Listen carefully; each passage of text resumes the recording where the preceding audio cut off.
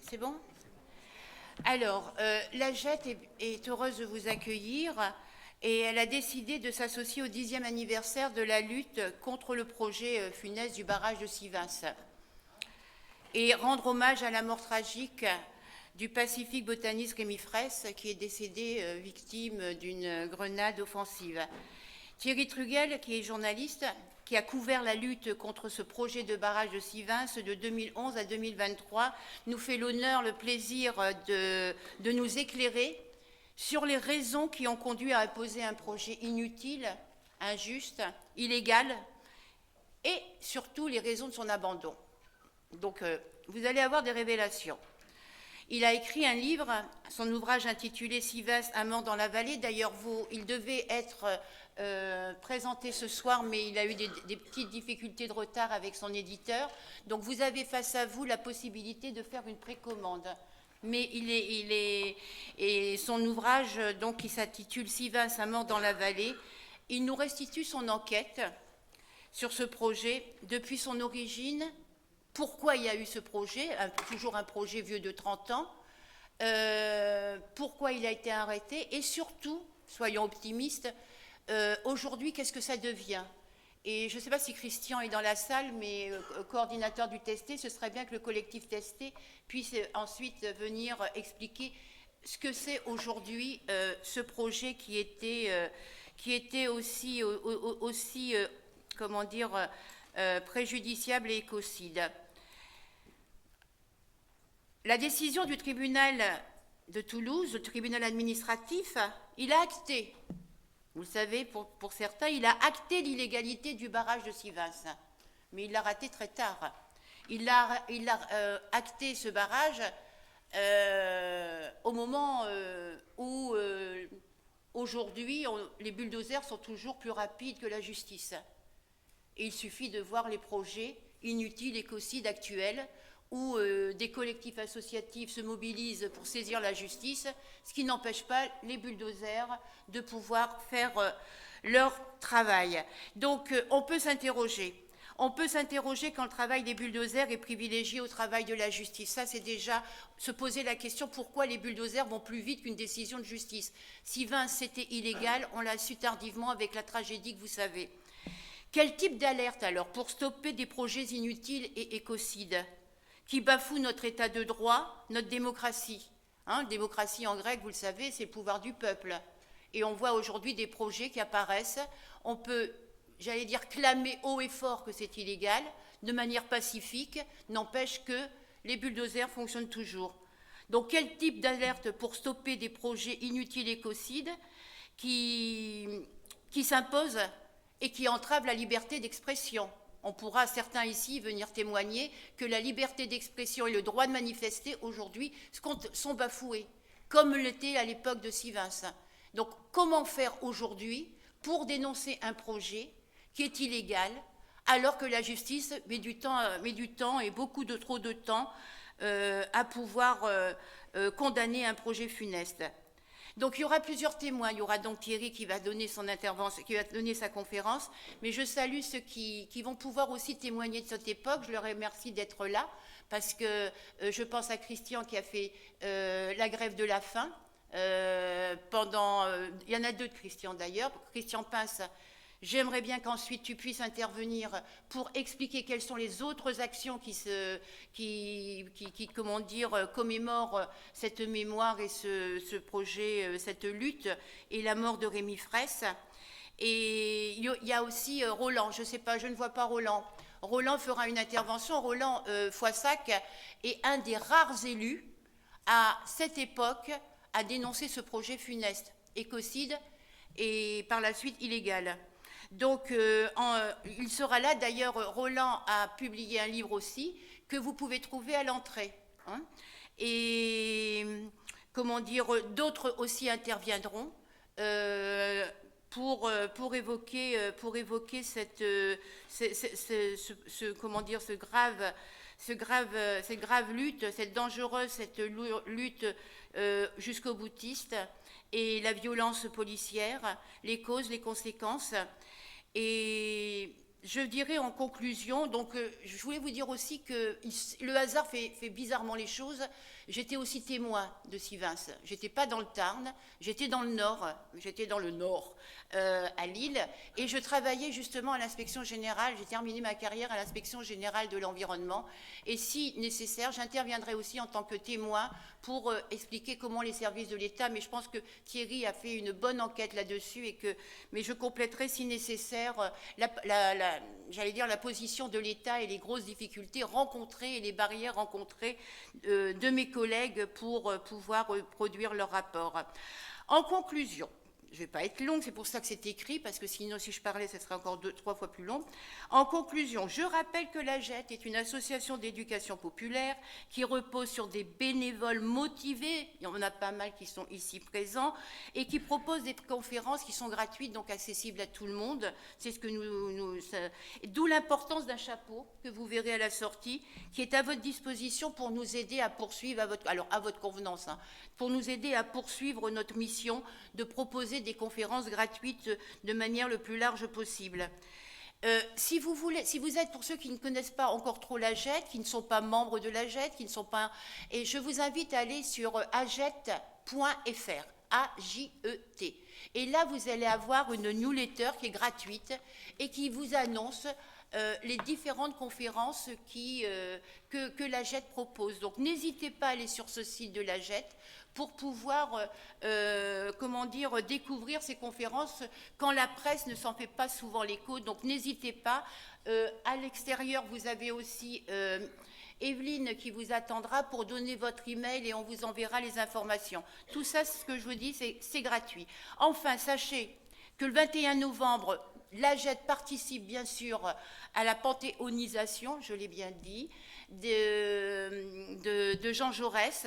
Donc il y a plusieurs événements. Il y aura un événement le 20 pour les castrés. Il y a pour tout le monde d'ailleurs, hein, je dis ça, mais à Castres, il va y avoir un événement. Là, il y aura un rendez-vous à la maison natale le 21 novembre à 17h30 devant la maison natale de Jean Jaurès. Ensuite, on se retrouve pour une soirée conviviale, mais tout ça vous sera expliqué avec des intervenants de haut niveau. Mais il y a aussi le 17 décembre un autre rendez-vous aux archives départementales, où là vous avez une historienne qui va intervenir, Jacqueline Lalouette, aussi pour commémorer cette panthéonisation. Donc voilà, et donc il y aura d'autres conférences, je ne vais pas être plus longue.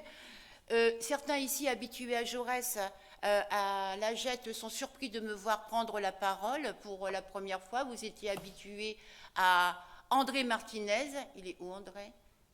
Je ne vois pas. Bon. Ah, il est là-bas. À André Martinez, je voudrais que...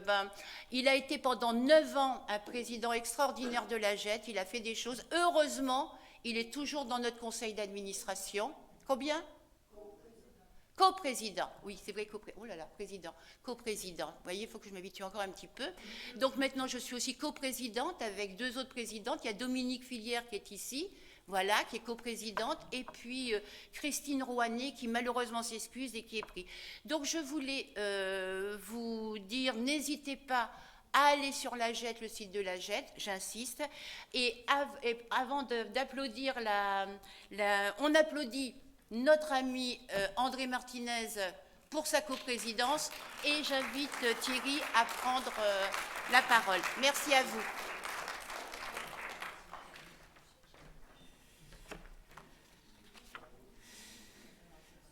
Bonsoir. Alors, j'apprendrai peut-être pas énormément de choses à beaucoup d'entre vous parce que je reconnais beaucoup de têtes qui étaient dans l'action en 2014, en 2013-2014 et puis qui ont continué l'action ensuite pour mener à bien, et c'est encore en cours, un projet de territoire pour la vallée du Tescou. Dans mon ouvrage, j'essaye je parle du combat, hein, de ce qui s'est passé pendant la ZAD. Je parle particulièrement aussi, il y a beaucoup de pages sur ce qui s'est passé le 25, le 26, les circonstances de la mort de Rémi Fraisse, Et puis, les quelques jours qui ont suivi aussi, où il y a quelque chose de très ambigu qui s'est passé au niveau de l'État par rapport aux circonstances mêmes de la mort de Rémi Fraisse. Mais là, dans cette présentation, je vais essayer de présenter à gros traits, hein, on est obligé de simplifier, pourquoi ce projet de barrage n'a pas été arrêté, il n'a pas été possible de l'arrêter, quels engrenages, quelle logique on fait qu'il n'a pas été possible de l'arrêter avant la mort de Rémi Fraisse dans la nuit du 26 octobre. Et d'ailleurs, même après, certains voulaient encore le continuer pendant plusieurs semaines, plusieurs mois. Rémi Fraisse, je pense que vous le savez tous, il est mort dans la nuit du samedi 25 au dimanche 26 octobre, précisément le 26 octobre à 1h45 du matin, victime d'une grenade offensive lancée par un gendarme au moment d'affrontements qui avaient lieu sur la base de Vie, l'emplacement même du chantier du barrage. Il est mort donc ce 26 octobre 2014 et le 27 octobre 2014. Deux ingénieurs des ponts qui avaient été missionnés par le ministère de l'Environnement pour vérifier, réanalyser la pertinence de ce projet, Nicolas Forêt et Pierre Ratouy, ont rendu leur rapport. Et ce rapport, le lendemain de la mort de Rémi Fraisse, il était accablant. Et il pointait les faiblesses du projet. Le choix d'un barrage en travers de la vallée a été privilégié sans réelle analyse des solutions alternatives possibles. C'est ce qui est écrit dans leur rapport. L'estimation des besoins établie l'a été sur des données anciennes et forfaitaires qui n'étaient plus utilisées partout ailleurs en France que dans le sud-ouest. S'il y avait des besoins réels en eau, ils ont été évalués de manière contestable selon une méthode, ce que je viens de dire, qui avait été définie en 1977. Donc il y a eu plusieurs lois sur l'environnement et sur la gestion de l'eau qui ont modifié les méthodes et ça n'a pas été pris en compte dans la façon de penser le barrage. Après, les besoins pour l'irrigation du coup étaient surévalués. Après, le nombre de bénéficiaires agriculteurs, il y avait eu une bataille pendant tout le projet. Oui, vas-y. Je peux faire une annonce rapide. Vas-y. La personne qui a laissé sa voiture devant le portail, là, si je peux la déplacer. Tout gêne. Merci, je m'excuse. Hein. D'accord. Alors, donc, les besoins d'irrigation avaient été surévalués de 35% environ, et même les bénéficiaires, la FNSEA, la Chambre d'agriculture disait qu'il devait y avoir 82 bénéficiaires, les opposants parlaient peut-être d'une vingtaine au maximum. Le rapport établit que c'est 30 personnes qui pouvaient demander à irriguer, dont en fait déjà la moitié à peu près avaient déjà des systèmes d'irrigation via le barrage du Terondel, qui était un autre barrage sur un affluent du Tescou, le Tescounet. Donc, il n'y avait qu'une quinzaine d'agriculteurs en fait réellement intéressés, et c'est ce que montrait, ce qu'établissait le rapport. Après, il y avait un coût d'investissement important pour un barrage d'une relative petite dimension, 8 millions d'euros. Et puis il y avait de toute façon un problème d'intervention. Ils demandaient dans leur rapport à bien vérifier si, comme c'était assuré, ce projet était bien éligible aux fonds FEDER, qui sont les fonds européens qui sont attribués sur des projets de substitution pour l'irrigation. Il y avait environ 2 millions sur les 8 qui étaient attendus du FEADER. Et il disait, attention, il faut vérifier si c'est bien le cas. Donc ils avaient tous les mots en fait pour écrire que ce projet n'était pas pertinent, il était en partie même aberrant, mais ils n'ont pas écrit dans leur conclusion qu'il fallait l'arrêter. Ils ont estimé que le chantier était trop avancé pour le faire et qu'il y avait des engagements pris avec la profession agricole, donc, et qu'il fallait les respecter. Ceci dit, leur proposition, c'était quand même de réduire les dimensionnements du barrage Et l'un dans l'autre, cela aurait amené à réviser le projet lui-même, et donc peut-être faire une nouvelle procédure. Le chantier, en toute logique, si un débat sans la mort de Rémi Fraisse avait eu lieu au lendemain de la publication de ce rapport le 27 octobre, aurait dit bon ben, on suspend et puis on vérifie un certain nombre de choses. Le chantier a été arrêté après la mort de Rémi Fraisse, suspendu pour des raisons de décence a priori, et ces autorisations n'ont été annulées finalement qu'en juillet 2016, si mon souvenir est bon, par la justice. Dans mon livre, alors j'ai essayé sur toute une partie et ici je vais essayer de vous faire percevoir ça, de revenir sur les causes en effet, et chacun se souvient même de nos cours d'histoire au lycée, on dit toujours que dans un événement, il y a les causes lointaines, puis il y a les causes immédiates. La Première Guerre mondiale a été causée par l'assassinat de l'archiduc à Sarajevo, mais elle s'explique aussi parce qu'il y a un système d'alliances qui est noué depuis 20 ou 30 ans avant et qui font du coup on rentre dans une logique de guerre mondiale. Eh bien, concernant Sivens, on peut dire que dans les années 90, dans le Tarn, c'est noué quelque chose. Alors bien sûr, le projet, il y a eu des précédents avant, mais en 90, 89, 90, clairement, le Conseil général du Tarn demande à la CACG, Compagnie d'aménagement des Coteaux de Gascogne, de faire des études, de premières études, sur un barrage. Alors il y a 2 barrages qui sont envisagés. Un barrage au Tescou, à l'époque ils envisagent 4 millions de mètres cubes, et un système de barrage, ou un barrage sur l'Aver, à Fourogue, et ils envisagent aussi 4 millions de mètres cubes à ce moment-là. Et ça, c'est clairement lisible dans un document qui a été rendu public à ce moment-là, qui s'appelle la Charte départementale de l'environnement, que le Conseil général établissait, et qui était même d'ailleurs remarquable sur plein de ses aspects, à part les articles concernant les barrages, pour la préservation des haies, pour la dépollution pour une grande partie de l'eau aussi, qui était un gros enjeu dans les années 80 et 90. C'était même la première charte départementale de l'environnement de France. Et le ministère, à l'époque Brice Lalonde, était venu officiellement la signer. Et donc dans ce document, cependant, il y a le projet de barrage.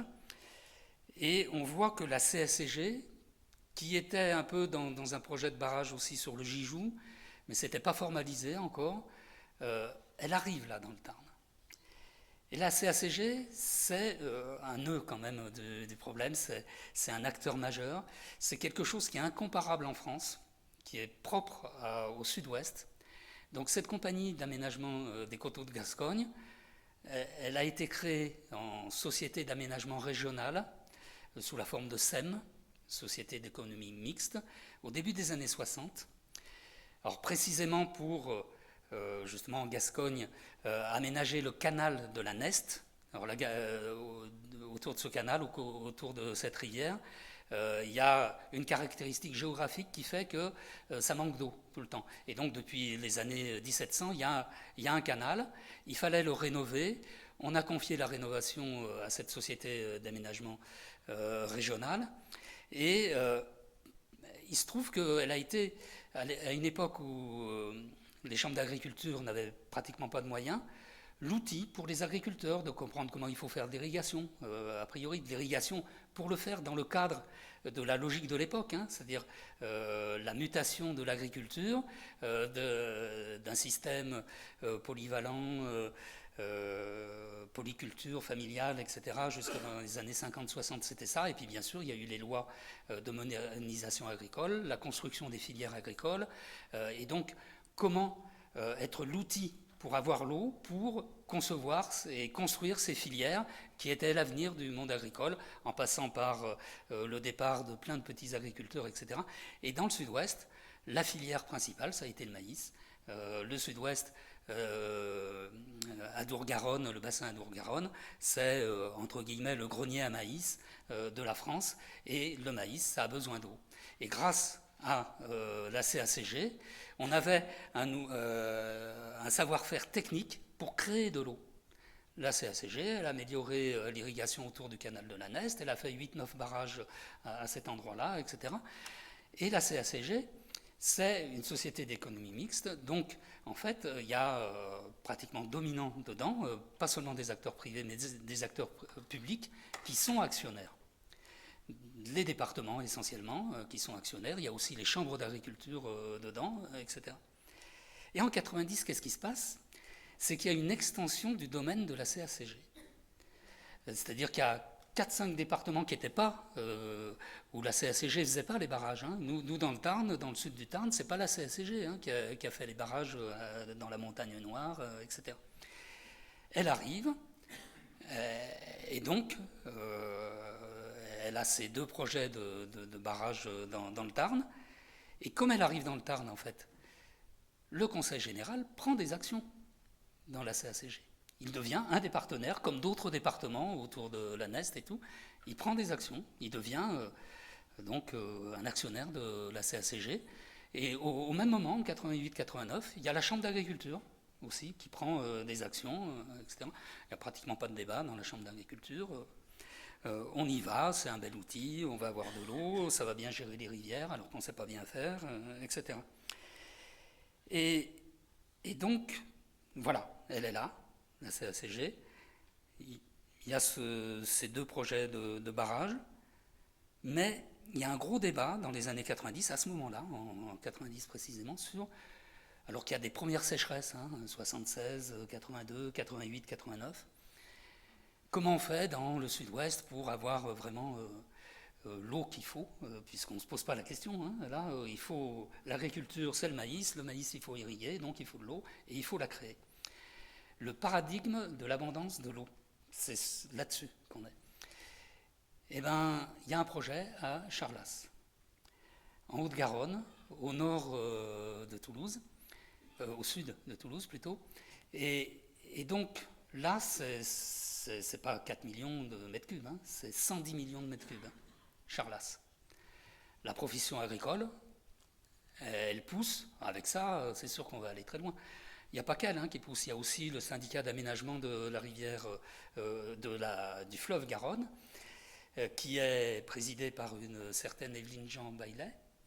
Donc là, ça pousse. La dépêche pousse aussi là-dessus. Il y avait 2-3 projets alternatifs qui étaient envisagés, à part Charlas. Et dans le Tarn, certains qui ont combattu dans les années 80 contre ce barrage s'en souviennent. Il y avait donc celui que j'ai évoqué rapidement, du Gijou. Le Gijou, on envisageait même 50 millions, 60 millions de mètres cubes dans cette vallée. Et il ne s'est pas fait. Le Conseil général a visiblement renoncé au dernier moment. Et de toute façon, les agriculteurs, eux, c'était Charlas. Donc ça a été Charlas qui a été choisi. Dans le Tarn, dans les 2 projets de barrage, on a fait celui de Fourogue, sur la Vère, en 1997-1998. Donc, alors, ça a été plus modeste que ce qui était envisagé initialement, mais après études, etc., on a fait 1 500 000 m3 à Fourogue. Après, sur le Tescou, on a avancé, on n'a pas trop su, il y avait des réticences locales, et on a fait un barrage secondaire sur du Thérondel, sur le Tescounet, 850 000 m3 à peu près. Et puis, Sivins, c'était en stand-by, enfin celui de la vallée du Tescou. Le problème, c'est que Charlas, il y avait des écologistes, il y avait des défenseurs de l'environnement, il y avait des personnes qui sont allées déjà fouiller le dossier, etc.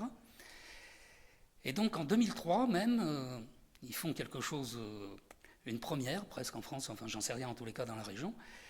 Ils demandent un débat public, puisque une loi récente a considéré possible des débats publics sur des grands projets d'aménagement. Eh bien, il y a un débat public, et donc il y a pendant des semaines un débat public et où chacun apporte les éléments contradictoires. Eh bien oui, mais la biodiversité, mais est-ce que c'est vraiment utile, et puisqu'on aura bien le financement, etc.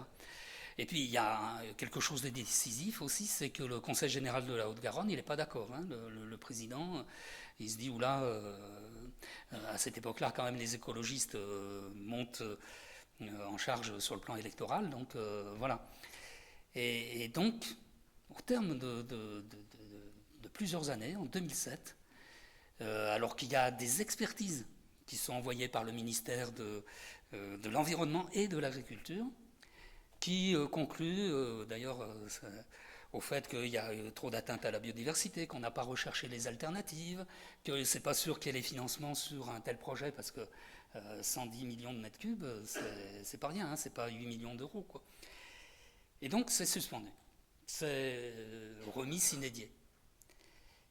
Le problème, c'est que la CSCG, bon ben, c'était un gros projet, les agriculteurs, ils voulaient ça, et il y a une sorte de système d'acteurs qui s'est mis en place depuis les années 60, entre la CSCG, le monde agricole professionnel dominant, quoi, et l'ensemble des responsables des collectivités territoriales, qui sont partie prenante de la CSCG. On ne peut même pas dire que c'est une question de conflit d'intérêts là-dedans. Parce qu'un conflit d'intérêts, c'est si quelqu'un, mettons, avait été lui-même personnellement actionnaire de la CSCG, puis il favorise dans son assemblée, etc., le projet de tel ou tel barrage. C'est plutôt... Ça se rapproche peut-être de la confusion des fonctions, des mandats et des fonctions qui règnent encore aujourd'hui en France. Hein. Donc voilà, c'est un peu lié à ça. Et c'est même, en fait, avec la CSCG qui a étendu donc, son action, même au début, alors je n'ai plus tout à fait les dates, mais vers 2010 par là, elle absorbe une société voisine d'aménagement régional, celle de l'Aquitaine, où désormais elle est présente. Hein. Et d'ailleurs, elle fait des barrages à Sainte-Soline, hein, voilà. Enfin des bassines à Sainte-Soline. Donc, voilà, donc on en est à un système géopolitique régional qui s'est installé. Alors ça, je ne l'ai pas inventé, c'est pas moi qui ai trouvé le concept, c'est un géographe qui s'appelle Philippe Subra, qui a travaillé sur justement les systèmes politiques locaux, qui a travaillé beaucoup aussi sur les ZAD et les contestations écologiques, sur la politique d'aménagement en général, et il y a un maître livre de lui qu'il publie en 2016, juste après Sivens, mais où il fait un récapitulatif un peu de tout. Il parle d'ailleurs de Sivens dans ce livre, de la ZAD de Sivens, de la ZAD de Notre-Dame-des-Landes, etc. Et il a beaucoup étudié, par exemple, aussi le système géopolitique local de la banlieue rouge. Donc là, c'est autour des communistes qui, dans un but social, il y a tout un système de relations entre les acteurs pour faire qu'il y ait un certain type d'aménagement ou d'action sociale qui soit menée. Il a étudié aussi le système géopolitique local des Hauts-de-Seine, où là on dit la banlieue bleue, quoi. Enfin, c'est autour de la droite, des barons de la droite, que sur d'autres logiques se fonde un système. Et puis aussi les systèmes clientélistes, le système clientéliste de Marseille, donc autour de Gaston Daufer, puis de Jean-Claude Gaudin. Et chaque fois, il y a un acteur ou un groupe d'acteurs majeurs qui tient un peu tout. Et puis, finalement, quand même, les électeurs s'y retrouvent, voilà, et donc ça se perpétue, etc. Et dans le système de géopolitique régional qui s'est mis en place à Dour-Garonne, de mon point de vue, c'est un peu, voilà, il y a la CACG, un peu, qui est cet acteur principal, clé.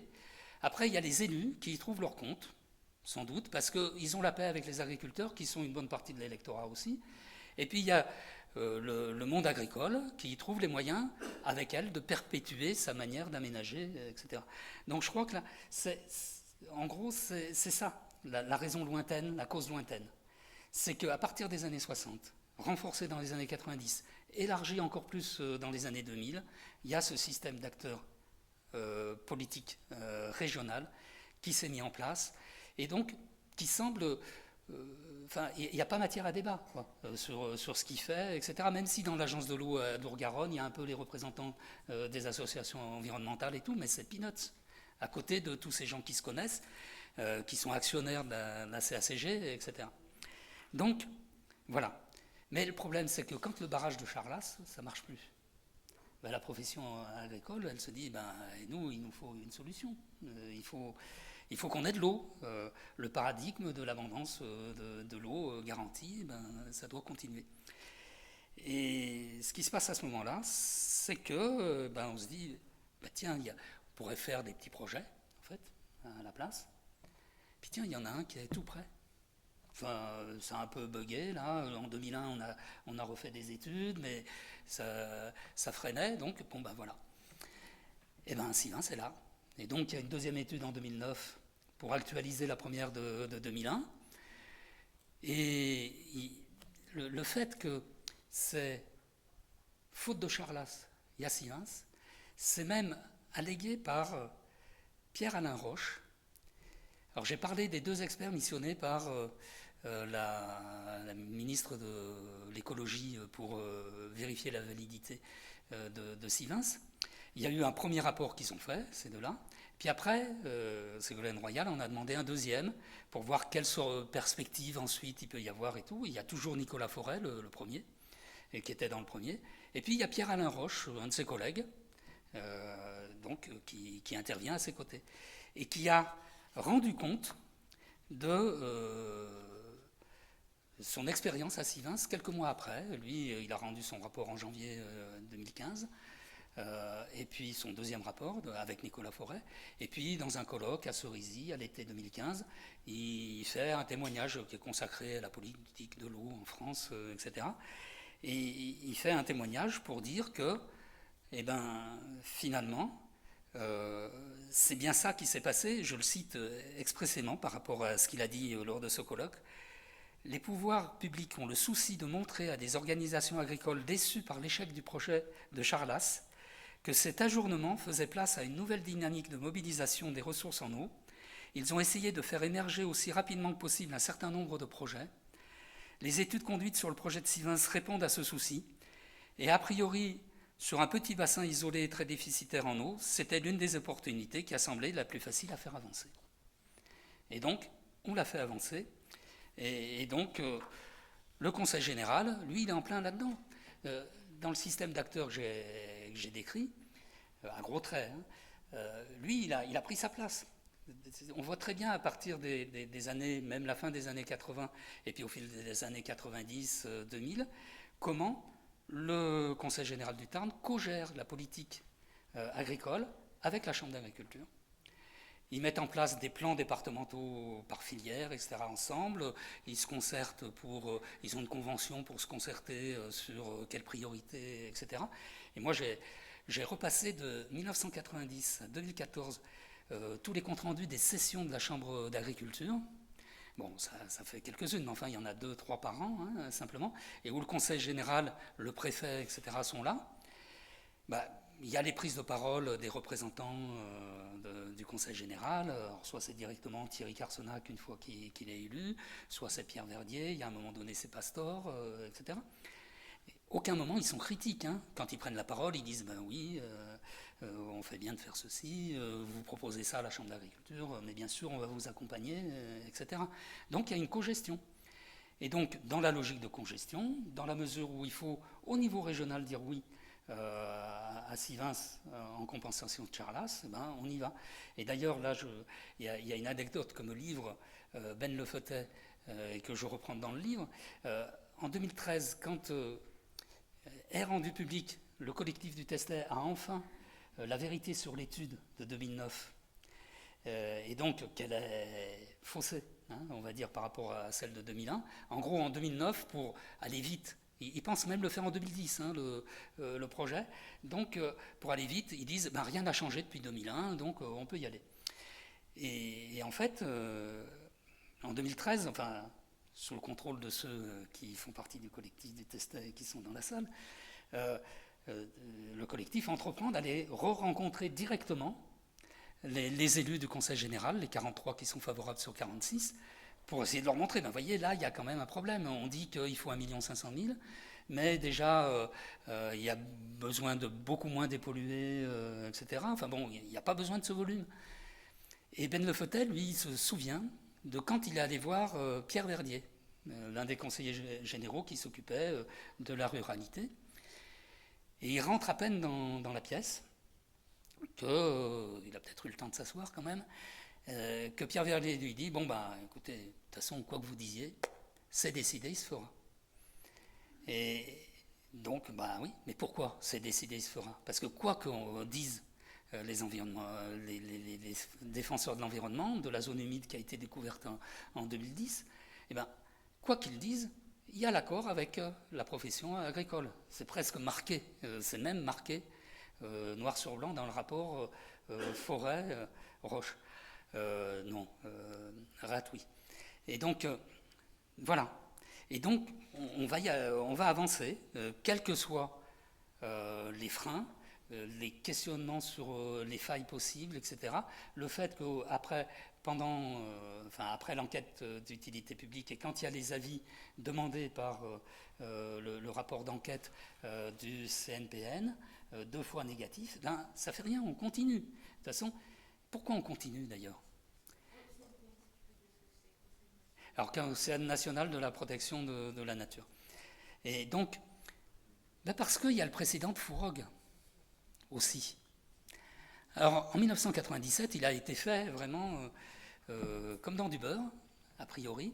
Il y a eu une opposition écologiste quand même, en 97-98, qui a déposé un recours quand elle a vu que le chantier démarrait, alors que ce n'était pas prévu exactement à ce moment-là, en septembre 1997. Et ce qui n'est jamais arrivé à Sivens, le recours, il aboutit pendant le chantier. Le tribunal, il dit, bah oui, il y a une demande de la commission d'enquête là qui n'est pas respectée, une histoire d'équipement à Cagnac, etc. Bon. Et donc, voilà, il décide qu'il doit s'arrêter ce chantier. Et il ne s'arrêtera jamais. Il y a vu la force des écolos qui sont pourtant pas, c'était pas la dynamique du collectif du Testet, etc. Hein, mais il n'y avait pas de zadistes.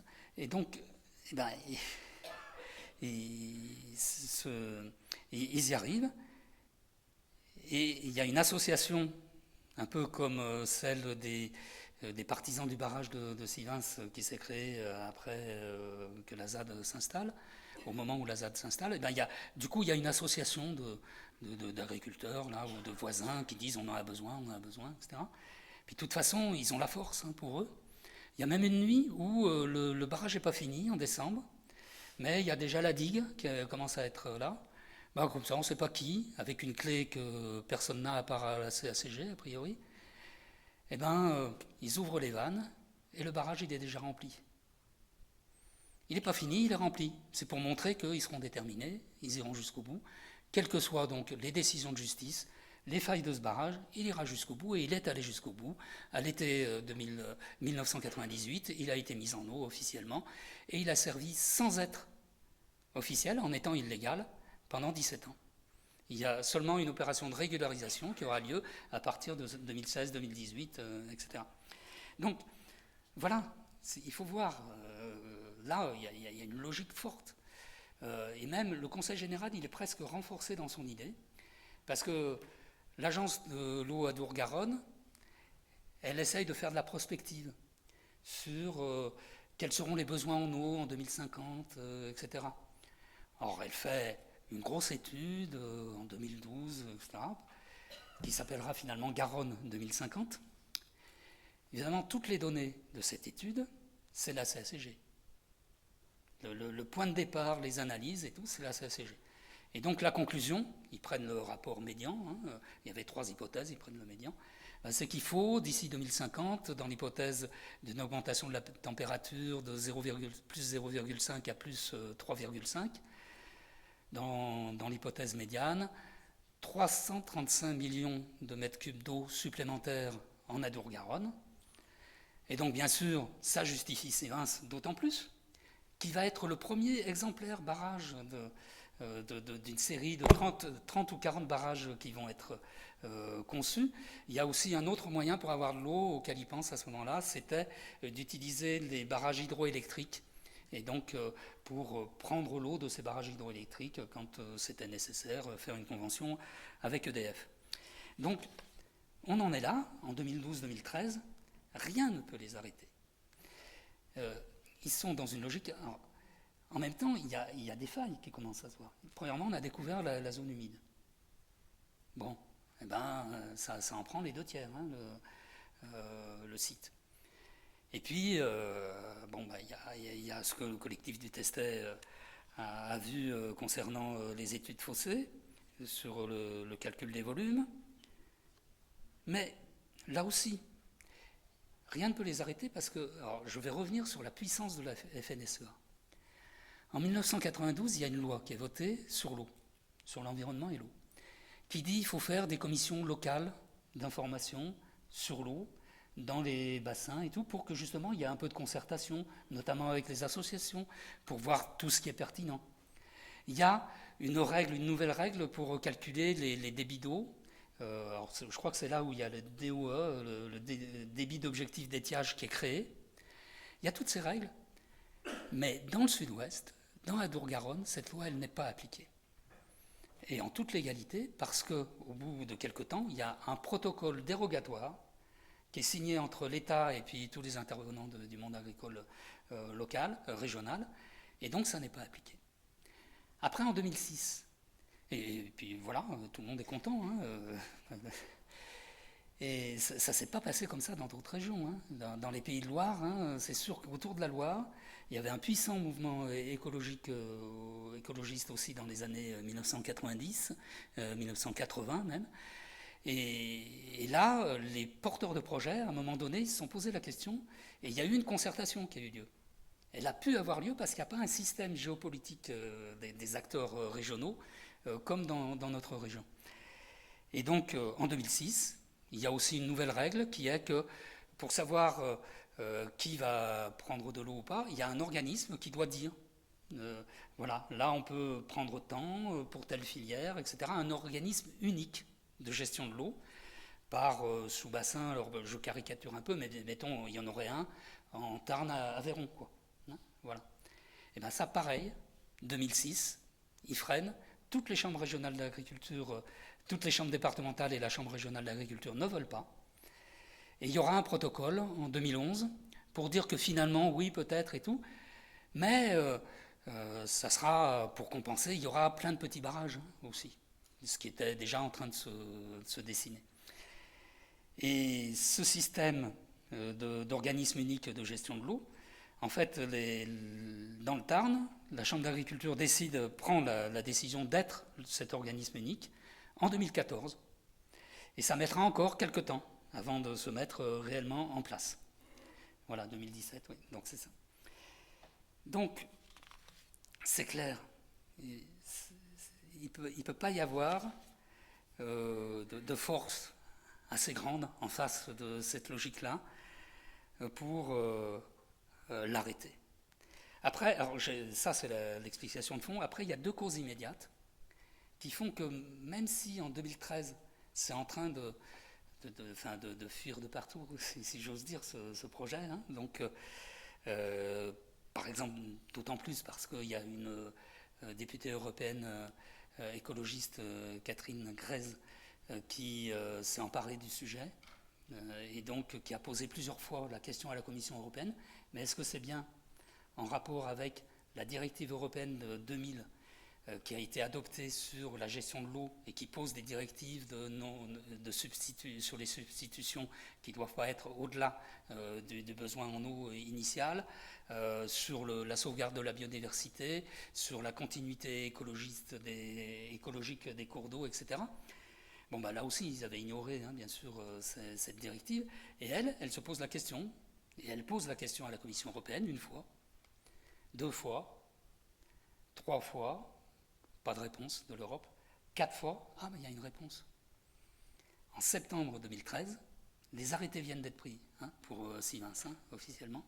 En septembre 2013, elle se dit, peut-être qu'il faut enquêter, il faut poser des questions au gouvernement français là-dessus. Et donc elle pose des questions au gouvernement. Là aussi, ça pourrait faire tilt hein, chez les porteurs de projets quand il arrive ça. où là, il y a l'Europe qui va peut-être pas financer, qui se pose la question, c'est 2 millions sur 8 quand même. Voilà. Et donc, en février 2014, il y a une première réponse de la France, ça tarde un peu, elle relance une dernière question, et la réponse de l'Europe à la France viendra pendant l'été 2014, teasing, je vous dirai ce qu'elle est dans quelques minutes. Mais vous voyez, il n'y a aucune des alertes qui les font s'arrêter, et par exemple dans les causes immédiates, il y a, puisque c'est Thierry Carsonac qui est président du Conseil général, un enjeu personnel et pour le Parti socialiste aussi important, c'est les sénatoriales qui arrivent en septembre 2014. Alors ça a été un peu compliqué parce que question cumul des mandats, dans le PS on n'était pas tout à fait d'accord, mais Thierry Carsonac finalement est le candidat, un des deux candidats, donc il y a 2 sièges à pourvoir dans le Tarn. Le PS a 2 sièges sortants, les deux. Au Sénat, c'est la gauche qui a la majorité. Jean-Pierre Bel, d'ailleurs originaire de Lavore, qui est président socialiste du Sénat. La gauche est au pouvoir depuis 2012, elle a toutes les manettes à ce moment-là. Pour la première fois de l'histoire de la Ve République, il n'y a plus le Sénat pour bloquer les projets et les réformes. Et donc là, il faut en perdre le moins possible. On se dit que, vu comment se sont passées les municipales, qui ont été un désastre quand même pour le Parti socialiste, eh bien, il faut limiter la casse, etc. Bon, Carsonac, pourquoi pas, c'est le grand notable du département, et donc il y va. Et lui, quand il est à la campagne, eh ben, il ne peut pas, même s'il a des alertes, même si lui, moi, pour avoir couvert bien à ce moment-là et avoir été à des conférences de presse, on le sentait presque avoir envie d'être arrêté par l'extérieur. C'est-à-dire que moi, j'ai le souvenir d'une conférence qui nous faisait là, off, en conférence de presse. Le collectif du Testet, ils n'ont peut-être pas fait le bon argumentaire par rapport au tribunal, etc. Il aurait dû vous conseiller. Et donc, il espérait être arrêté par peut-être la justice, mais il ne pouvait pas lui-même faire le stop. Et donc, comme en plus il y a la violence qui commence en septembre sur le site, et on en vient à dire que les zadistes, c'est que des violents, etc. Alors que certains font la grève de la faim. Ça aussi, c'était une occasion pour rouvrir le dialogue, une action pacifiste comme ça. Et donc, lui, il fait campagne en promettant vraiment qu'avec lui, il aura lieu, le barrage. Sa circulaire électorale, elle est quasiment consacrée qu'à ça. À promettre à tous les élus ruraux qui sont décisifs pour être élus au Sénat que le barrage se fera. Et il est élu le 28 septembre 2014 avec 17 voix d'avance, donc de très peu. Et donc voilà, il a fait ce choix-là, il a gagné en devenant sénateur, mais donc il a fait ce choix politique. Et l'autre cause immédiate, c'est ce qui se passe au niveau du gouvernement, au niveau de l'État français, au niveau du pouvoir socialiste. Ils ont connu une grosse défaite au municipal. Dans le Tarn, ils ont perdu quelques villes, ils ont perdu l'Île-sur-Tarn, et dont l'ancien maire est ici. Donc ils ont une déroute à Albi. La liste conduite par Jacques Valax, porte-parole du groupe majoritaire du Conseil général. C'est une déroute. Enfin bon, ils ne reconquièrent rien. Donc à part peut-être Saint-Sulpice à ce moment-là. Et au niveau national, c'est ça, c'est la grosse défaite. D'ailleurs, le gouvernement euro c'est fini et arrive Valls. Et il y a une deuxième défaite aux élections européennes, fin mai, cinglante aussi. Et là, c'est le Front National qui est au top, qui arrive en tête. Il y a les frondeurs qui s'interrogent, qui ruent dans les brancards par rapport. Valls, c'est sûr, il va encore plus dans la logique sociale-libérale, comme on dit, de la politique économique que met en œuvre François Hollande. Et donc les frondeurs, voilà, il y a des votes déjà où ils sont 50-60 là, qui disent non pendant l'été 2014. Et donc la question qui se pose, c'est est-ce que le budget va passer? Est-ce qu'il ne faudra pas un 49-3 pour faire passer le budget? D'abord, ça nous rappelle plein de choses. Hein. Ça, une défaite aux municipales, une défaite aux européennes, une majorité qui n'a plus la majorité absolue. Hein, de fait, s'il manque 60 socialistes, il n'y a plus la majorité absolue. Donc, voilà. Donc, comment on fait? Valls, alors Valls, lui, c'est l'homme de l'ordre. C'est lui, contrairement à Hérault, qui ne fait pas de couac, qui s'est foncé et tout. Et donc, quand pendant l'été, par exemple, il y a deux questions enfin, il y a deux dossiers que Ségolène Royal, ministre de l'Environnement, vient dire au Conseil des ministres, là, il faut quand même qu'on fasse quelque chose, etc.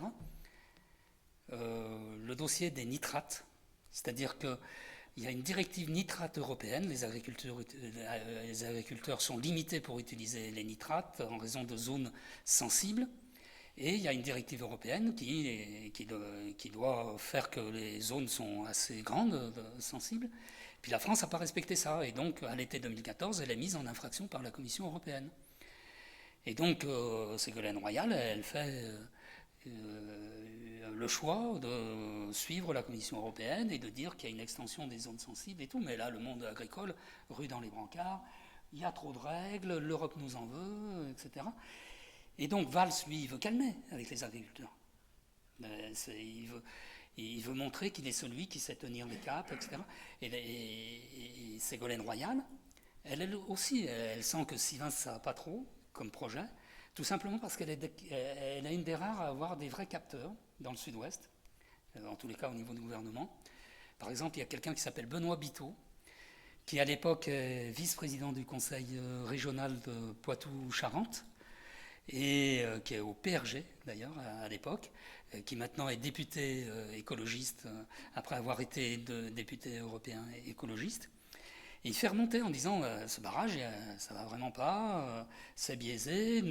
Lui il était à l'agence de l'eau, il avait voté un peu pour le projet autour d'Adour-Garonne, etc. Mais on lui avait promis qu'on étudierait vraiment les besoins écologiques avant d'envisager des retenues, etc. Il voit que ça ne marche pas. Et donc, elle commence un peu à freiner sur Sivens.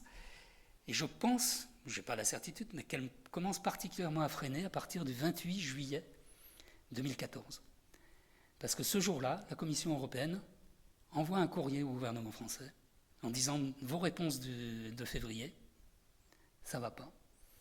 Nous, comme c'est parti, on va mettre en infraction la France sur ce projet. » Voilà. Ça, c'est pas public. Hein. Personne ne sait rien à ce moment-là. Enfin, au gouvernement, bon. Alors, ça redescend quand même au Conseil général, bien sûr, ça redescend à la Chambre d'agriculture, etc. Thierry Carcenac a toujours prétendu qu'il n'était pas au courant de cette lettre. Enfin, quand il va voir Ségolène Royal au mois de septembre, je veux dire, c'est pas très crédible, quoi. Et donc là, on arrive, voilà, il y a le gouvernement, il ne peut pas céder sur Sivens parce qu'il est déjà en crise. Il y a une crise politique très forte. Et Manuel Valls, lui, ne veut pas céder. D'ailleurs, début septembre, il dit à une foire agricole en Gironde mais oui, les nitrates, on est avec vous, etc. Il n'est pas question que l'Europe, ses règles, quand même, tout ça est absurde. Et puis, vous avez bien vu, nous, on n'est pas à céder. Hein, on n'a pas cédé sur Sivens. Il le dit. Et donc, il y a une bataille qui se joue au niveau du gouvernement. Et donc là, on arrive à la période de septembre-octobre, où il y a la bataille sur le terrain, où tout pourtant fait que ça devrait, enfin il y a suffisamment d'arguments pour dire un stop, et il y en a un en plus, le 8-9 septembre, c'est quand Ségolène Royal, et puis parce qu'elle veut aussi apaiser les choses, on peut dire, et pour satisfaire l'Europe, pour donner des arguments à l'Europe, et éventuellement abandonner le projet s'il n'y a pas suffisamment d'arguments, elle décide d'une mission d'expertise. Une mission d'expertise qui a abouti au résultat que je vous ai dit tout à l'heure.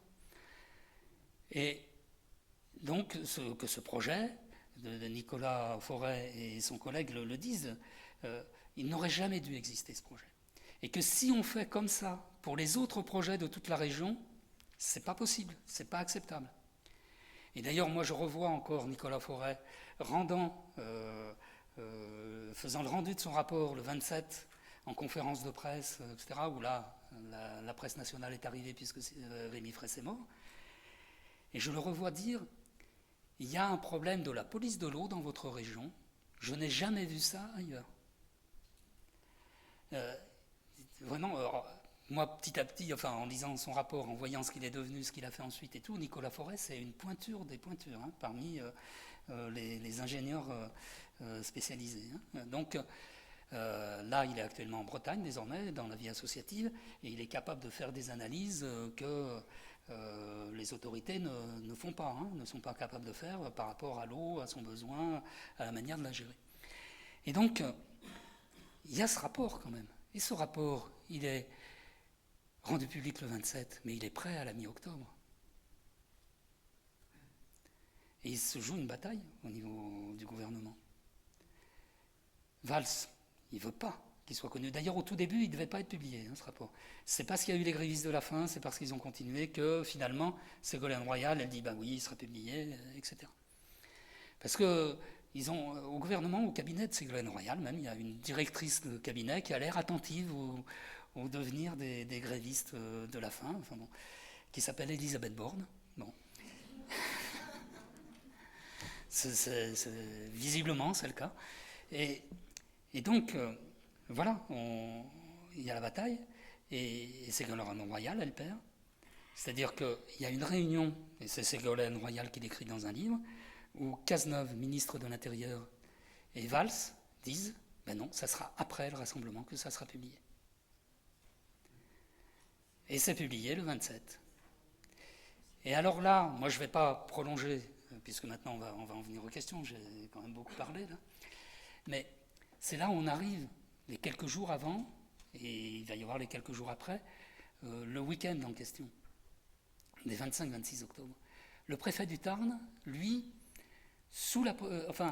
grâce au coup de boutoir un peu de Cécile Duflot, qui est venue dans le Tarn le lundi avant le week-end, qui est venue rencontrer le préfet, et qui lui a dit ça va pas. Elle, c'était sur la gestion des forces de l'ordre. Elle lui explique. J'ai son témoignage. Hein, elle m'a reparlé cet été. Et c'est dans le livre. Elle explique bah oui, je reprends mes habits presque naturellement de ministre. Et je lui parle comme une ministre en lui disant mais écoutez, par rapport aux règles d'engagement des forces de l'ordre, c'est un peu n'importe quoi ce qui se passe quand même. Il y a ça, ces violences, ces mains arrachées par une grenade lancée dans une caravane, ça va pas. Et le préfet, il est d'accord en fait. Celui qui n'est pas d'accord, c'est son directeur de cabinet, Yves Matisse, qui a une manière de voir ce qui se passe sur la ZAD très particulière. Pour lui, c'est des djihadistes qui sont en train de créer un camp d'entraînement, etc. Alors lui, avant d'être dans la préfectorale, il a une autre carrière de militaire. Il n'a que 34 ans, hein, je crois, mais il a 7-8 années avant où il était dans l'administration de l'armée, donc il a une vision militaire, quoi, en fait. Et elle obtient, Cécile Duflot, du préfet, qu'il n'y ait pas de gendarmes, etc., sur place, le jour du rassemblement et tout, quoi. Mais que s'est-il passé à Paris, en fonction de cet enjeu sur le rapport? Est-ce que, ça, certains des témoins que j'ai retrouvés émettent l'hypothèse, et c'est vrai qu'on peut la prendre en compte, est-ce que, bien sûr, il n'y aura pas de force de l'ordre, mais enfin, s'il se passait mal quand même, ce rassemblement, peut-être qu'on parlerait plus de la façon dont il se passe mal le lundi que du rapport, quoi. Et il y a ça qui a pu se jouer, et qui explique peut-être le flou, parce qu'il y a un énorme flou dans le 25, le 26, et puis ensuite, mais sur les ordres qui ont été réellement donnés, sur la fermeté ou pas qui a été demandée au niveau national. En plus, on ne sait même plus qui donne les ordres vraiment dans la nuit. On ne sait pas s'il fallait faire des interpellations ou pas en faire. C'est le classique, hein, désormais. Hein, on fait plein d'interpellations pour montrer que ça a été violent, etc. Et là, il y a quand même eu quelques interpellations, mais pas tant que ça. Peut-être que finalement, ils ont renoncé à en faire. Et donc, on arrive, voilà, au moment du drame, sans que rien, malgré les raisons lointaines, à cause de ces raisons lointaines, ce système géopolitique des acteurs, à cause de ces enjeux immédiats, politiques, de Carcenac pour la sénatoriale, du gouvernement qui, lui, est en train de voir que tout s'en va, enfin, que tous d'élite. Enfin, je veux dire, au niveau du gouvernement, moi j'ai relu, y compris des livres de conseillers du gouvernement de l'Élysée à ce moment-là. C'est ahurissant, j'ai relu la presse, mais leur obsession, l'obsession de Hollande, alors d'une part, c'est début septembre, comment parer l'affaire très importante du livre de Valérie Trierweiler. Voilà, là il y a des réunions de cabinet sur réunions de cabinet, et puis il y a les ministres qui se mobilisent, etc. Et puis après, il est à 13% dans les sondages, Hollande. C'est son plus bas, avant la remontée après les attentats de 2015. Quoi. Et ben, il a prévu de faire une très grande émission de télévision sur TF1, etc., début novembre. Et donc, ils sont focalisés sur préparer ça. D'ailleurs, le conseiller, je finirai là-dessus, qui raconte un peu, il raconte peu de choses sur Sivens, ce conseiller, Vincent Feltès, je crois, qui était un élu de Bordeaux et de l'Élysée. Il raconte toutes les coulisses de l'Élysée. Et puis, la réunion de préparation de cette émission de télé, ah ben vraiment, ça ne va pas parce qu'il y en a un qui n'est pas là. Et puis, on se demande pourquoi il se fait porter pâle, alors que tous les autres sont là, Macron, Valls et tout, pour penser les idées et tout. C'est Cazeneuve qui n'est pas là. Et dans ce livre, c'est que par le biais de l'absence de Cazeneuve qu'est évoquée l'affaire de Sivens. Vous voyez ? Grosse affaire Trierweiler. Le scandale, c'est Arnaud Montebourg, etc., et Benoît Hamon qui ruent dans les brancards. Ça fait d'ailleurs des démissions et un nouveau cabinet ministériel. Mais Sivens, vu de Paris, je me demande comment il regardait ça. Quoi. Et c'est assez triste. Voilà.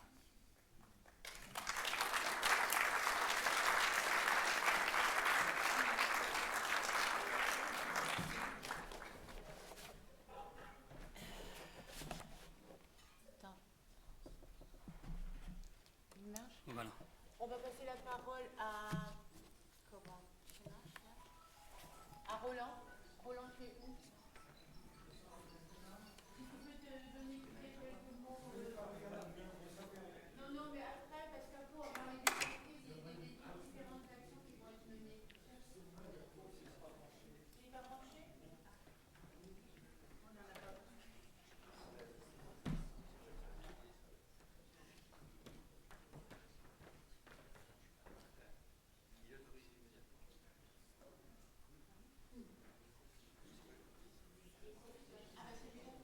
Non, mais là, ça va. Hein, ouais. Bon, oui, pour ceux qui l'ont oublié ou qui ne l'ont pas su, pendant toute cette période, j'étais dans la marmite des institutions, puisque j'étais au Conseil général. J'avais été élu vice-président en 1998, et donc j'ai suivi ça de l'intérieur. Voilà. Ce qui est une position aussi particulière et pas forcément confortable lorsque on est un élu communiste soucieux de démocratie et qu'on a fait adopter par le Conseil général en 2011, après un grand débat départementale, une charte de la participation qui a été votée à la quasi-unanimité, puisque une seule abstention, c'était celle du conseiller Montsarrat de Castres, que certains connaissent. Donc il y avait une charte de la participation, avec des engagements qui a été distribué à toutes les familles du département et qui était co-signé par Thierry Carsenac et moi-même.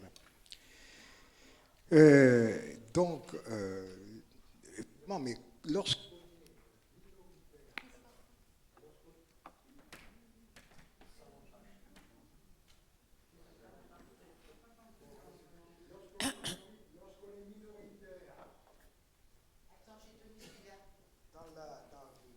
Il est plus fiable. L'autre est saboté. Évidemment, c'est pas vraiment une position facile.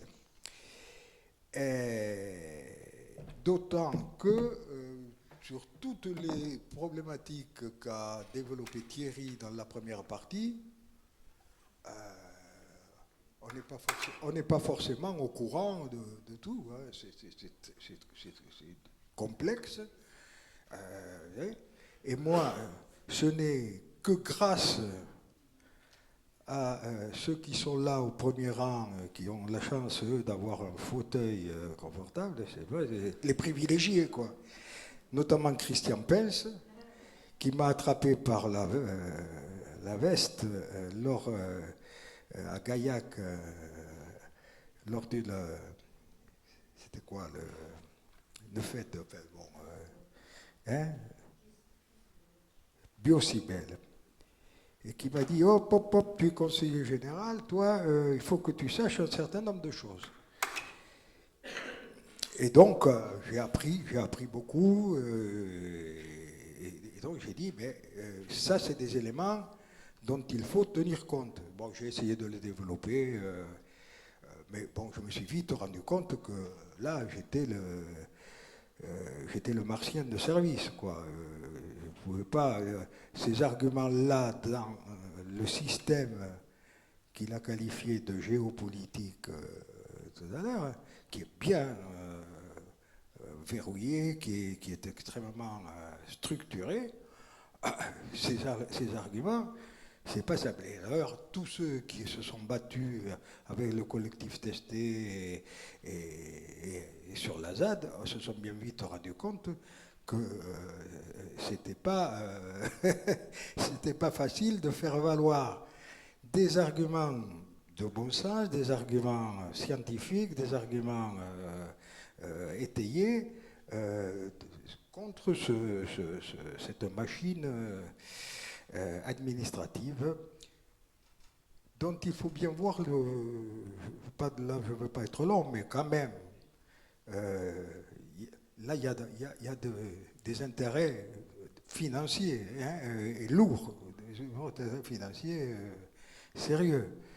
Et donc, intérêts financiers, intérêts politiques, on en arrive donc à des situations de ce type-là. Bon, c'est pas le... Bon. Simplement, moi, donc, ce que j'ai fait avec mon collègue communiste et mon collègue écologiste, tous les trois, on a essayé de se battre. On a essuyé beaucoup d'insultes, beaucoup de... Bon, hein, on a fait face, mais parce qu'évidemment, si on n'est pas dans ce camp-là, on est forcément dans l'autre camp, quoi. Là, il n'y a pas... si vous voulez, c'est là qu'on mesure à quel point le débat public, le débat démocratique, le débat républicain, la confrontation,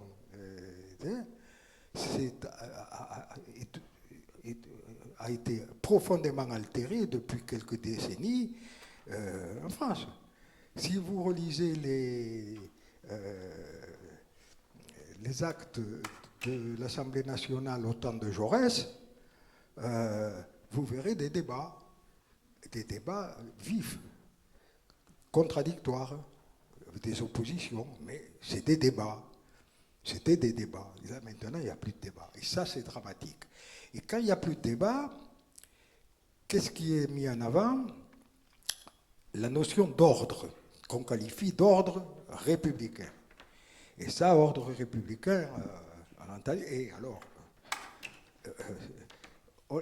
sont 10 ans en arrière, mais aujourd'hui, le parti de l'ordre et un ministre de l'Intérieur dont le mantra est la défense de l'ordre, voilà. Bon.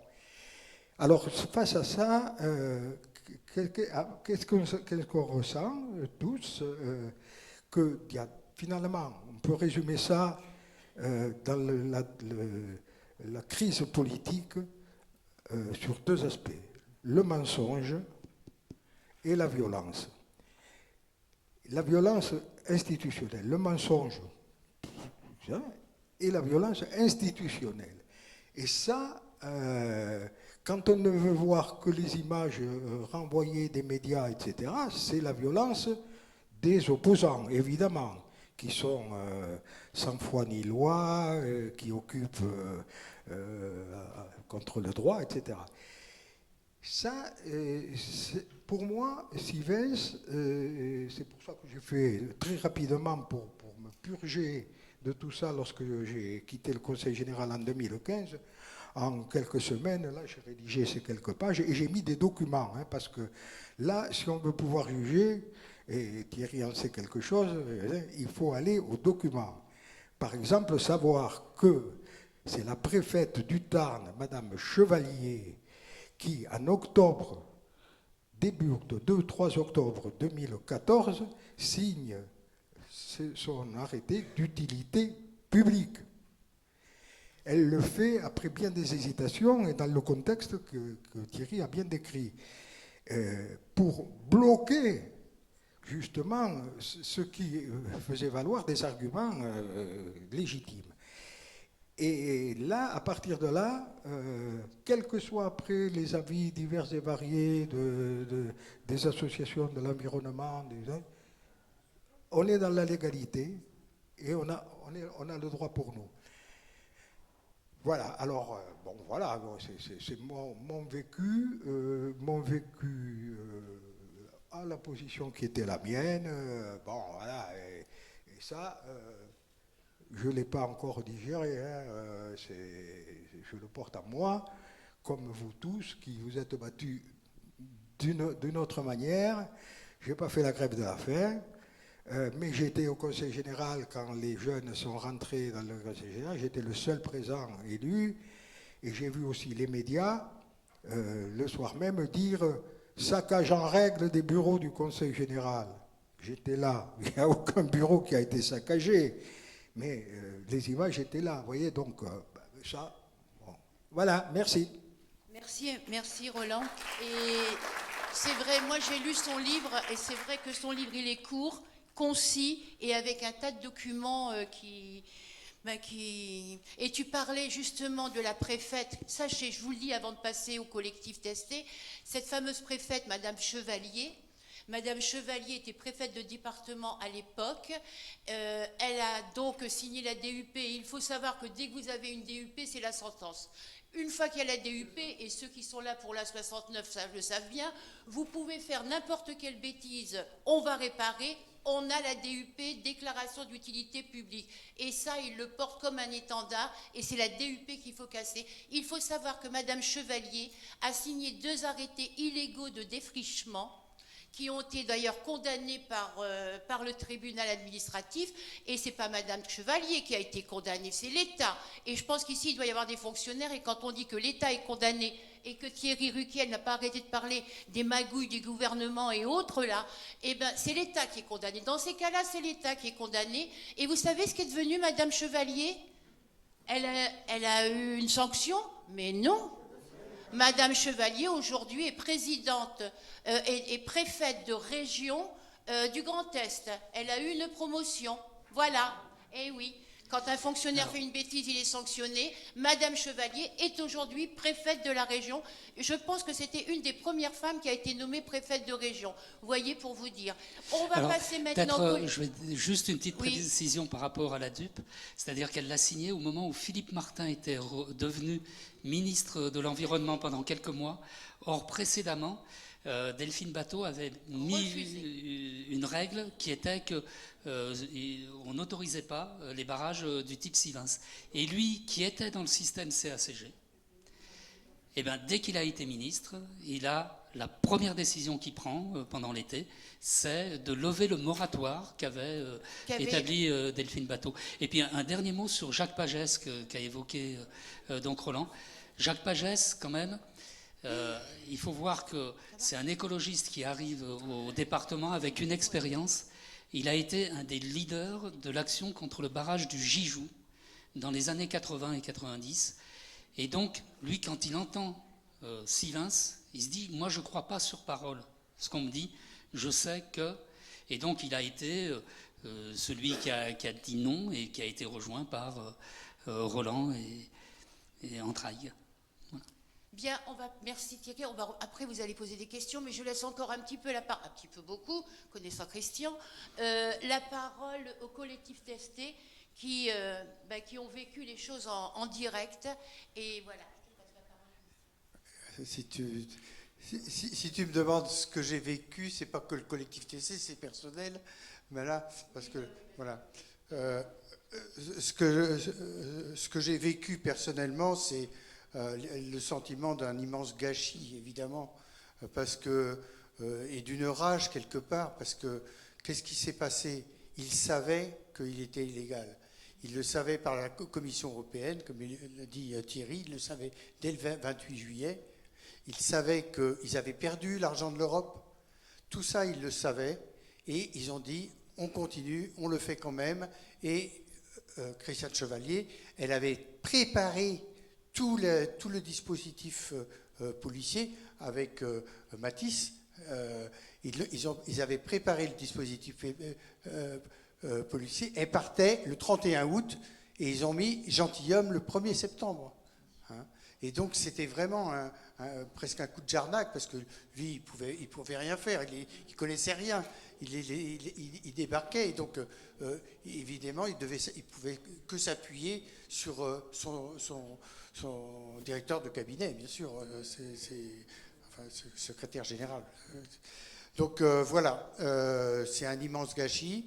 Après, moi, ce que je voudrais parler, c'est de l'avenir, hein, parce que est-ce que le passé sert pour l'avenir? Pour la 69, je crois que c'est très mal parti. Hein. Donc, et pour Sivens, alors, d'abord, l'avenir proche, donc vous l'avez sur les tables, il y a une organisation qui s'est faite. Alors, comment s'est faite cette organisation? Il y a des gens qui sont organisés dans le collectif, hors du collectif, qui ont vécu la période d'il y a 10 ans, d'autres qui ne l'ont pas vécu, qui se sont réunis, qui ont dit il faudrait organiser un événement un peu plus conséquent que les autres années, puisque ce qu'il faut savoir, c'est que les hommages à Rémi Fraisse, mais aussi à tous ceux qui s'en prennent plein la gueule, parce qu'il y a Rémi Fraisse qui est mort, mais il y a des gens qui ont été bien blessés, et ne parlons pas que les blessés physiques, il y a des gens qui sont blessés dans leur tête, qui sont traumatisés, et moi je connais des gens qui ne veulent plus aller sur le terrain, depuis 10 ans, qui ne sont jamais retournés sur la zone humide, et c'est des gens qui ne veulent pas aller au rassemblement parce que ça leur fait trop mal. Rien que d'y penser, ça leur fait mal. Et moi, ça me fait mal aussi. Hein, je dois vous dire que il y a des... Il faut dire que ça me poursuit tout le temps, mais il y a des moments où c'est vraiment dur de retourner, parce que je me souviens d'une image.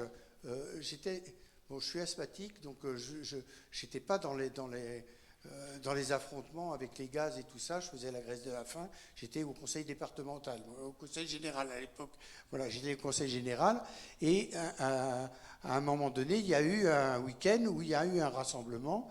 Ils avaient tout rasé. Il y avait tout. Et je suis arrivé là. Ça m'a complètement bouleversé. Il y avait...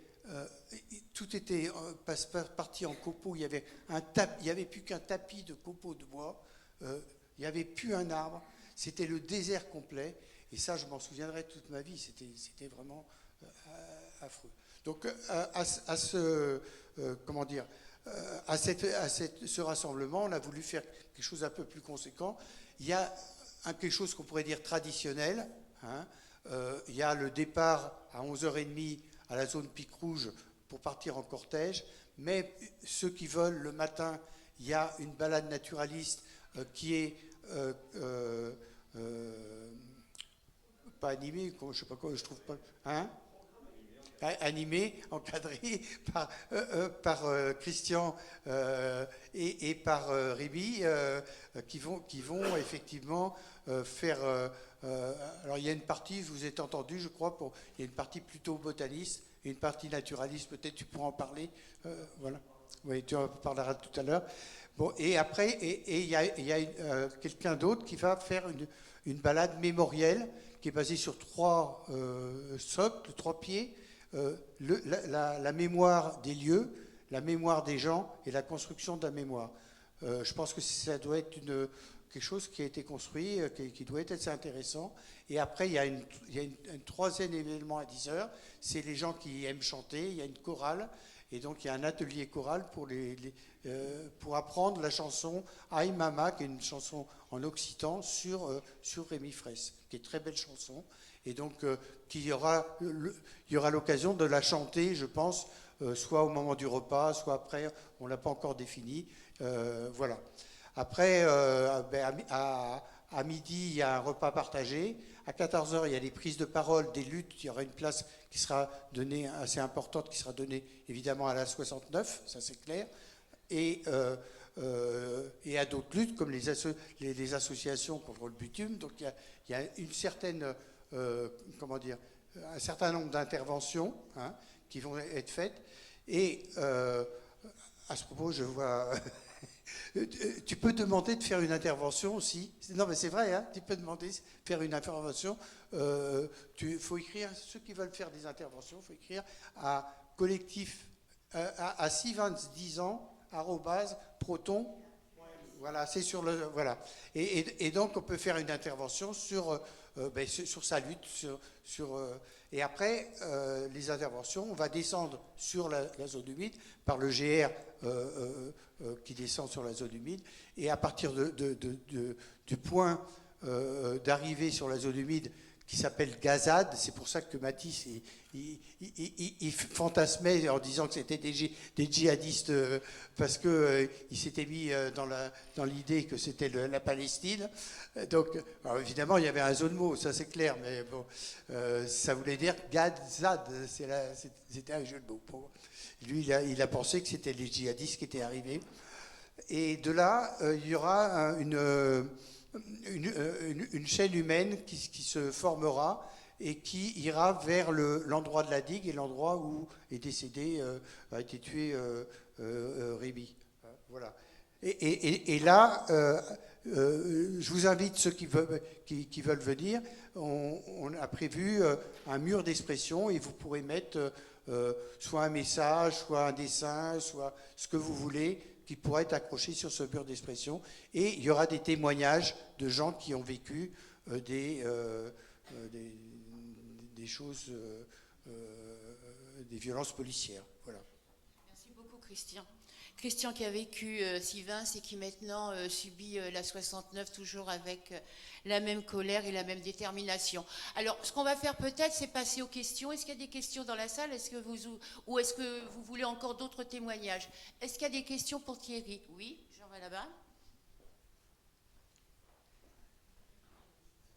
Je te remercie. Alors, moi, je peux pas j'ai entendu ce mot se dire à plusieurs reprises. La question de je suis témoin, etc. Moi, je ne sais pas ce que je peux dire, puisque à l'époque, moi, j'étais le maire de l'Île-sur-Tard, tout simplement. Et donc, je ne suis pas un témoin, puisque moi, j'étais une personne grise parmi les blancs et les noirs. Et être gris parmi les blancs et les noirs, c'est quelque chose qui est pas facile. Ce que je voudrais dire aujourd'hui, c'est qu'effectivement, les propos qu'a tenus Thierry Tuecriel tout à l'heure sont pour moi tout à fait pertinents dans le cadre de l'analyse sur le temps long. Parce que pour ce qui me concerne, je n'étais pas là en octobre 2014. En octobre 2014, j'étais donc dans la salle des pas perdus de l'aéroport de Canton avec Martin Malvy en partance pour rejoindre Paris après les cérémonies du 50e anniversaire de la reconnaissance de la Chine par la France. Et nous étions là en attente et le téléphone a sonné. C'était Thierry Carsenat qui m'appelait pour me dire que dans la commune dont j'étais l'ancien maire, il y avait un jeune homme qui était décédé parce qu'il avait malencontreusement porté des objets criminels dans son sac et qui avait fini par péter, etc. Voilà comment moi j'ai personnellement appris la chose et avec mission d'en informer le président du conseil régional ex-Midi-Pyrénées. Donc, je voudrais dire également que ce qui m'importe, moi, donc, c'est l'analyse en temps long et comment est-ce que nous nous sommes petit à petit transformés sur une période qui n'est pas aussi courte que celle qui a été décrite, c'est-à-dire, je me souviens de la première fois où mon ami Christian Pince avec Françoise sont venus dans mon bureau me demander mon intercession pour pouvoir rencontrer le président du département, Thierry Carsenac. C'était déjà très tard dans la mécanique du fonctionnement. Parce qu'en pratique, le projet, et tu l'as bien décrit Thierry tout à l'heure, ça fait partie de cette litanie de grands projets qui existaient, et y compris dans la zone de la commune de l'Île-sur-Tarn, puisqu'on a failli construire un aéroport et également un grand lac le long de la 88 à côté de ce qui est la station Total actuellement. Et donc des choses folles existaient depuis longtemps, et je pense que Jean-Marc Pastor, ancien sénateur, se souvient des ennuis qu'il a eus. Il a failli se faire rouler dans le goudron et dans les plumes sur Barat, dans l'école de Barat, parce qu'il y avait un syndicat d'agriculteurs opposants au barrage à l'époque, et on était bien avant ce qui s'est passé. Pour ma part, j'ai pris le TGV, puisque nous sommes élus en 2001, et 15 jours après, j'ai une certaine Madame Lalou de CACG qui m'appelle pour me prescrire in petto de faire une réunion pour réunir les 32 familles du quartier de façon à ce qu'on puisse faire les carottages d'évaluation. Ça correspondait à la démarche du premier rapport excellent.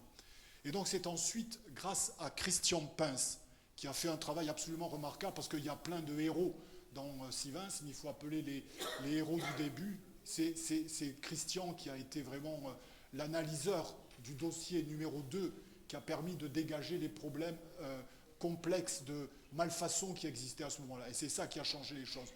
Et la question, c'est qu'à l'époque, la situation par rapport à l'eau n'était pas aussi forte qu'elle est maintenant, ou qu'elle était en 2013 ou en 2010. Tu as très bien raconté Il y a du monde qui veut parler. Ben oui, mais tout le monde veut parler, je le sais bien.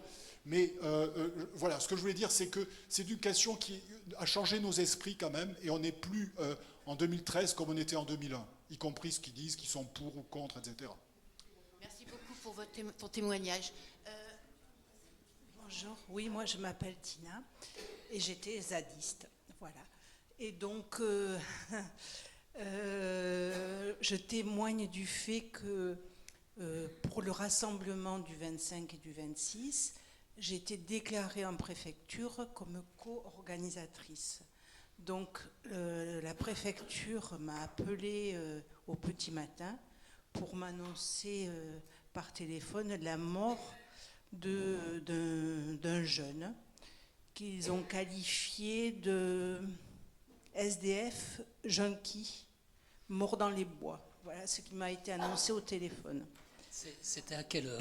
C'était à 5 heures du matin. Déclarée comme co-organisatrice, du coup, j'ai encore une fiche S qui me colle au cul, hein, d'éco-terroriste. Oui, voilà. On est plusieurs à partager ça.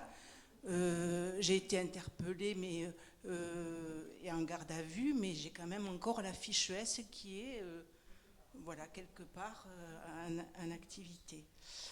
Ensuite, ce que je voulais dire, c'est que les temps de mémoire consacrés à Rémi et à l'accompagnement de sa famille, on a subi aussi des violences fortes. Il y a quand même des gens qui ont osé attaquer au couteau une jeune femme, voilà. Enfin, c'est incroyable, cette violence, ça nous a marqué à tout jamais. C'est vrai que moi je redoute de participer à des actions où je sais qu'il y aura énormément de lacrymos, qu'il faudra courir et tout. Ça m'a marqué à vie. Voilà ce que je voulais dire. Alors,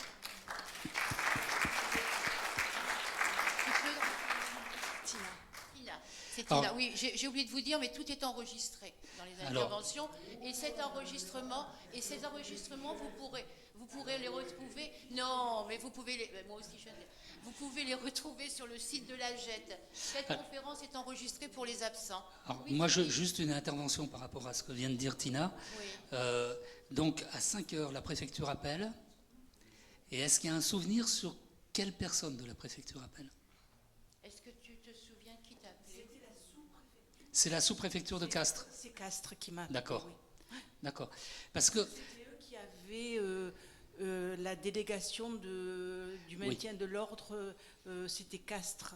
Parce que je ne sais pas, à Albi, il n'y avait personne. de toute façon, oui, mais il y a eu un flou dans la nuit. Et en tous les cas, c'est très important ce que vient de dire Tina, parce que Rémi Fraisse est mort à 1h45. Le gouvernement, officiellement, Bernard Cazeneuve, dit qu'il est averti vers 10h, lui. Et il y a, en tous les cas, sur les circonstances de la mort de Rémi Fraisse, d'entrée, une volonté de dissimuler, c'est-à-dire qu'ils savent qu'il est mort au bout de 2-3 minutes. Ils ne disent pas quand ils préviennent les pompiers que la personne est morte. Ensuite, il y a une autopsie qui est délicate, qui ne dit pas les choses clairement, mais il y a déjà des rumeurs sur un mort qui circulent à partir de 4 heures du matin dans la ZAD. À 5 heures, donc, évidemment, la préfecture et la sous-préfecture a déjà un scénario. Alors que, évidemment, c'est ce scénario-là qui est propagé pendant 24 heures, 48 heures, 72 heures au niveau national. Et il ne correspond à aucune réalité. Merci. Oui, Le président du département, je l'ai eu à 2h du matin. d'accord. Alors là, c'est extraordinaire parce que la mort, c'est 1h45. Hein. On en est. Après, tu interviens, Alain, si je te propose. Alors après, il faut savoir que tout le problème, c'est que par rapport à cette nuit-là, il y a une difficulté sur les horaires parce que c'est la nuit du changement des horaires. Ouais. Voilà. Donc, il y a une heure d'écart. Tu peux donner un pseudonyme, là, si tu veux. Alors moi, je m'appelle Nadia et j'ai été à la préfecture pour signer le jour au nom du NPA et j'ai été avertie à 3 heures du matin par la mairesse de l'Île-sur-Tarn. Bon, Alors d'abord une rectification quand même. Effectivement, il y a un syndicat qui s'est engagé, peut-être un peu tardivement, mais quand même finalement à temps, parce qu'on a participé à des manifestations. C'est la Confédération paysanne. C'est d'ailleurs après avoir été très sollicité par Françoise que j'ai fini par demander qu'on s'en occupe, parce que c'est vrai que personne n'est contre la notion de... Enfin, l'arrosage, disons. Par contre, effectivement, la politique d'irrigation, c'est autre chose. Et ça a été évoqué. Par contre, alors, je voudrais quand même préciser à monsieur l'ancien maire qu'effectivement, les violences à Barat, ça n'a jamais été la Confédération paysanne. Ça a été la Fédé, notamment des agriculteurs de la Fédé du Tarn-et-Garonne essentiellement, des chasseurs et des fachos qui se sont manifestés dans le coin. Ça, c'est une première chose. Deuxième chose, j'ai participé. On a organisé avec un copain faucheur, Dominique, on a organisé la mise en sécurité de la scène de crime, parce que quand on est arrivé sur les lieux, il y avait un rubaliste qui était par terre autour de la scène, et puis il y avait un chien qui léchait une tache de sang, on a trouvé une boucle du sac de Rémi, il y avait les traces des pieds de Rémi qu'on avait traînés, donc les traces de ses chaussures. Et on s'est dit, ça ne peut pas rester comme ça. Donc on a, avec les jeunes qui étaient sur place, on a récupéré les grilles de la zone de vie des gendarmes, on les a mises autour. Et puis après, quand même, je me suis dit, il faut appeler la gendarmerie, parce que qu'est-ce qu'ils vont faire? Et effectivement, premier appel, oui, on a déjà enquêté, c'est pas un problème. Je dis, attendez, vous foutez du monde. Heureusement, il y avait d'ailleurs sur place un journaliste de l'AFP et son caméraman. Je leur ai dit, vous filmez ça parce qu'on en aura besoin. Et effectivement, le dimanche soir, qu'est-ce qu'on apprend de Cazeneuve? Oui, alors c'était un gars, il devait avoir quelques explosifs dans son sac, enfin, je ne sais plus ce qu'il a dit exactement, mais clairement, il voulait faire passer le truc à l'as. Et après, j'ai retéléphoné, c'est là que j'ai dit d'ailleurs qu'on avait des images. Et seulement le lundi, donc matin, le capitaine Moutard, désigné pour l'enquête, m'appelle et me dit voilà, il va y avoir une enquête. Et donc ça, alors, peut-être officiellement, il n'a pas démenti tout de suite, mais ça a duré 48 heures, disons, le fait qu'ils auraient bien aimé faire passer ça à l'AS et même éviter une enquête s'ils avaient pu. Et donc après, du coup, il y a eu des tas de suites quand même. Il a fallu gérer d'abord protéger la scientifique qui est venue faire son enquête, accueillir le procureur. J'avais dit, ne venez pas dans des trucs banalisés.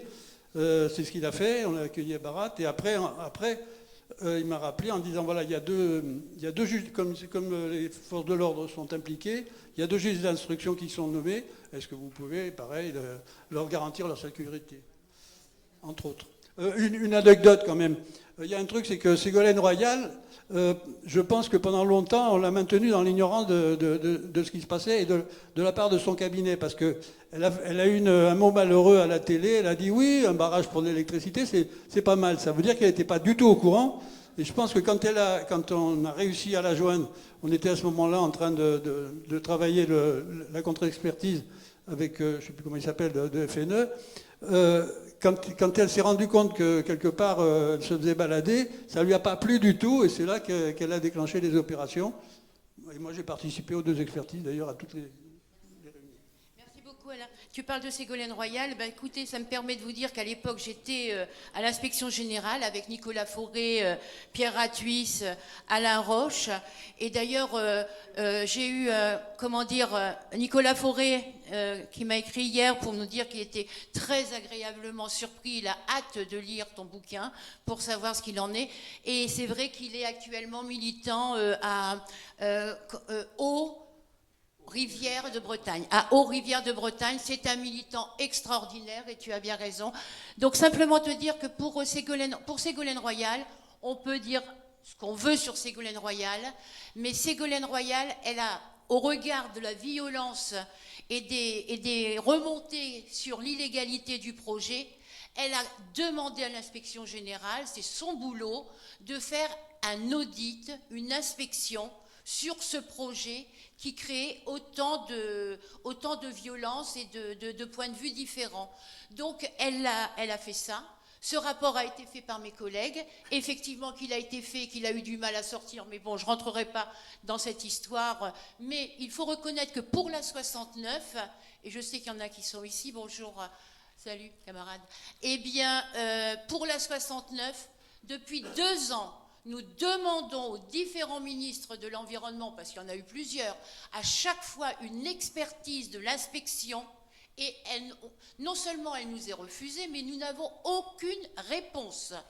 Donc reconnaissons que pour Sivens, il y a eu ce fameux rapport qui a permis de confirmer que ce projet était illégal et que la déclaration d'utilité publique n'avait plus de sens, que ce projet n'était pas d'intérêt général, mais d'intérêt privé. Voilà, ça je tenais à vous le dire par rapport à Ségolène, même qui aime la lumière. Oui, d'autres questions? Non, je vous ai bloqué là. Non? C'est sûr? Ah. Bonjour. Oui, j'étais là aussi le 25. En fait, je voulais revenir sur le système politique local que je trouve en effet, que je trouve intéressant. Et ce que je me demandais, c'est est-ce qu'on a aussi dans ce système politique local des entreprises de travaux publics, par exemple dans les familles, parce que là, il n'y a pas longtemps, notre autre sénateur, on a des super sénateurs dans le Tarn, Salvador, il a été en garde à vue pendant 48 heures quand même. Pour un sénateur, c'est quand même beaucoup, 48 heures de garde à vue. Et il y a eu une collusion de Montré avec l'entreprise de TP Laclos à Gaillac, là, les camions blancs et verts. Et du coup, je me demandais en fait si quand vous citez la Subra, le système politique local, qu'il a été observé, est-ce qu'il y a des liens voilà. Ce qui peut peux répondre, Thierry? Oui. Alors Philippe Subra, il ne rentre pas dans tous ces détails sur Sivens. Il analyse comment la ZAD s'est installée et quelles étaient les logiques de pouvoir globalement dans le département. Alors Salvador, c'est intéressant. Enfin, il est conseiller général, mais ce qui est déjà... oui. Donc, mais il est conseiller général, président de la communauté d'agglomération, enfin l'agglo Gaillac-Grouillet, et déjà à l'époque, il était très engagé sur la question de Sivens. Ça a été un des conseillers généraux les plus actifs pour défendre le projet de barrage, et il avait visiblement, j'ai découvert ça, je ne l'ai pas mis dans mon livre, mais il avait des liens assez forts avec... la personne des poulaillers, là, où il y a un poulailler un peu industriel. Les faisans, oui, voilà. Des faisans un peu... Oui. C'était des proches, cette famille, c'est des proches de Salvador. Et Salvador, c'est vraiment de Pierremont, voilà, c'était de Pierremont, la famille de Pierremont. Et il y avait eu un d'eux qui était élu d'ailleurs avec Salvador, etc. Et donc il y a un petit système autour de Salvador dans la micro-région du Lillois, du Gaillacois, etc. Et en effet, il a un sentiment d'impunité d'une certaine manière. Et il est un peu rattrapé par la patrouille ces derniers mois, quoi. Voilà. Là, j'ai une dame qui me demande de poser sa question. Alors, je pose sa question. Quel est le futur de Sivens? Qu'est-ce que devient Sivens aujourd'hui? Je crois que tu peux répondre. Oui, toi.